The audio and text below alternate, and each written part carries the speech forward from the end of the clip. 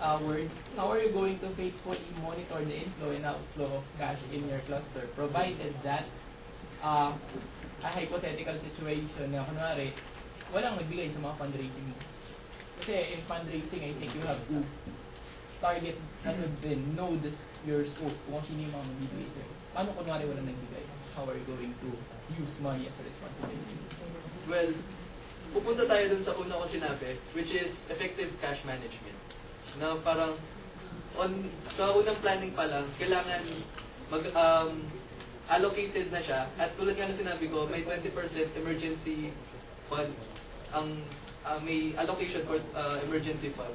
So in that case, masasalud na agad kung may deficit man dun sa mga projects na pinigyan. So, just to follow up kanina, di ba sabi mo na, okay, kaya mo kinitik yung Gadget Garage sa Saudi dahil konti lang kita.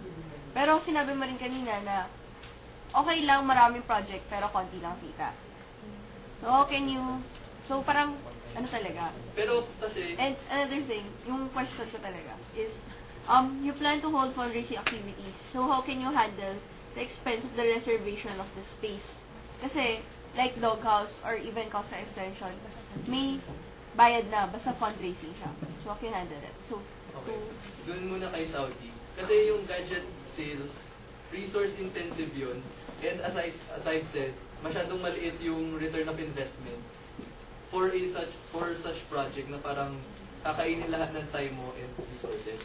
And on that, yung second question mo is, tulad nga na sinabi kong hypothetical answer kanina kay Sir Coronel, pwede naman natin isingit yung fundraiser on the event para maiwasan na yung space for OSA and more or less malulusot na natin yun. And hindi na tayo magbabayad for that entrepreneurial fee. So, hindi pa rin sure kung how much ang kikitain doon. That means hindi pa rin sure yung team kung how much is spend nila for that project. Kasi, the fundraising is on the project itself. Tama ba?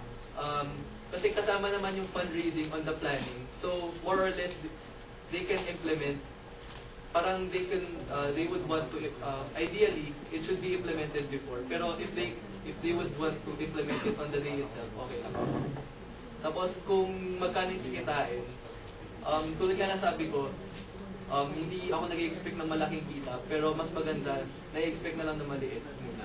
Total, small and simple lang naman yung project.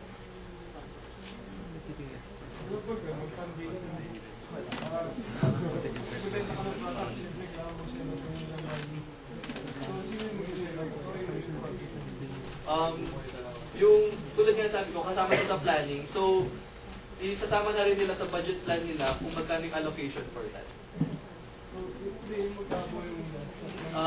Galing yun sa visa. Pero di ba bawal ka mag-withdraw ng money sa visa? Kailangan reinvestment ang natin. Pero kasi pwede naman siya idaan sa petty cash vouchers na parang less than 2,000. Parang dahil small project siya, you wouldn't really need a big capital for that. Kasi yung petty cash vouchers, pag nagkaganon, kasi pwede mo na... Pag nagkaganon kasi, na may requirement na receipt, pwede namang pakiusapan yung, kunyari, gagawa ng case at ng ballers na mag-issue na ng parang down payment or for example, so you've been elected as the finance chief, and then for the ED is expecting to have 100,000 from the previous board. But then when you double check your account at the beginning of the school year, you found out that you were left with 0 pesos. And the only starting money that you have is the money that also gives you at the beginning of the year, which is around 16,000 or 15,000. And you still have other projects. You have the GA, you have you have IT events, and you have social-oriented events to implement. How will you provide the funds from that? And yeah, I get your point that you're gonna try to lessen reimbursements through best cash, but I think that's not enough because as you mentioned, it's only 2,000. And what if the team already has to pay for a 20,000 worth for the venue? How will you resolve how will you lessen? Can you give me other factors how will you lessen the reimbursement? And kung matagal pa yung reimbursement, kunyari, kunyari yung project September, and then, anong month yan? Feb na, wala pang reimbursement. What are you gonna tell the officers? First, dun sa una mong sinabi, 15,000, well, it goes back to planning. With careful planning and cash management, masasala mo yung 15,000 agad. And you can solve that through the help of your fellow EP once na nasa EP. Tapos, dun sa reimbursements, kasi parang you would expect the reimbursements if you carefully planned it out on the very start.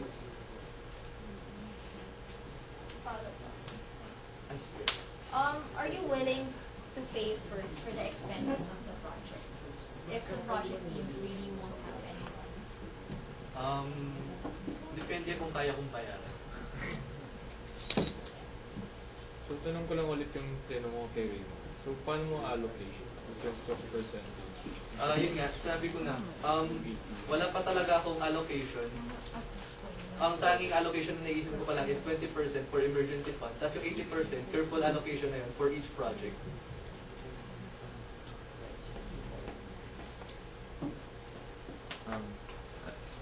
I have an idea on how to improve the finance cluster, but I don't know what your say is on this. What if the finance cluster will become sort of like a bank? So let's say Visa members will invest their money, then at the end of the year it will grow to a certain percentage. So in that case, in the beginning of the year, we already have funds, and we can make that money to make more money. What's your say on that?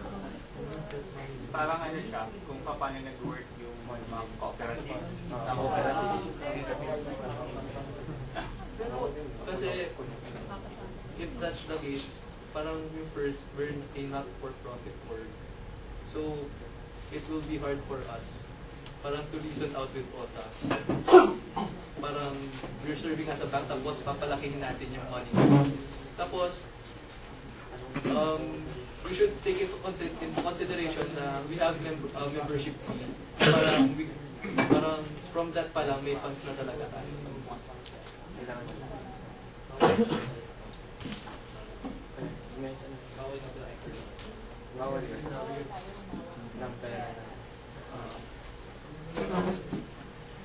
Follow up lang dun sa 80% breakdown. Paano mo pa siya i-breakdown dun sa project level?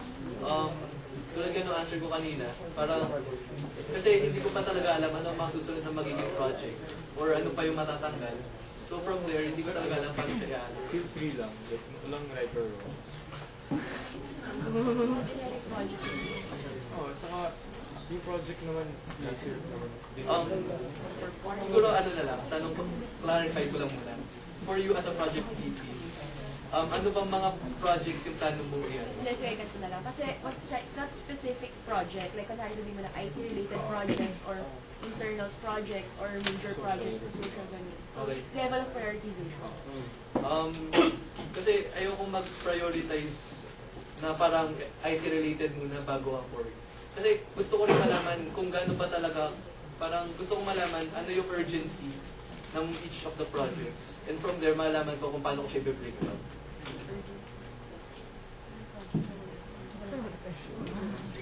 So yung role mo, as finance VP, may dalawang mukha. Yes, you take care of your cluster, but you're also the VP of your org. So, given that you've proven yung technical skills in finance, how about your leadership skills? Parang how can you handle the people on you? Parang, you're taking care of an entire cluster. So, sabi mo, Ano mo ma-generate yung interest, kunwari ng mga members sa finance? How can you handle them? Okay. Well, first, I would be friends with them. That's a good start. And from there, I would know if how will I treat them. Parang could we go, parang professional lang ba talaga kami? Or parang close buddies. Which level ba?